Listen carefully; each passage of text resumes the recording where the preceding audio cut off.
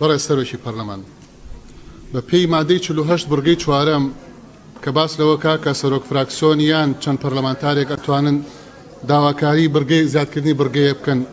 داوامان کرد کە لەسەر بڕینی موچە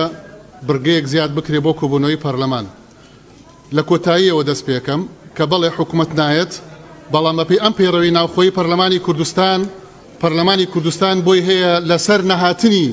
وەزیری دارایی یا هەر بەرپرسێکی تری حکوومەت لە لێبڕینی موچە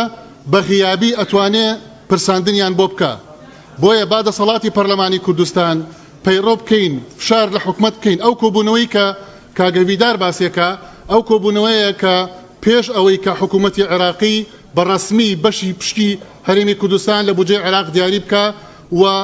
بیسەلمێنە کە هەرێمی کوردستان ئەتوانێت تەواوی موچەخۆرانی هەرێمی کوردستان بدا و بێ لەوەش کە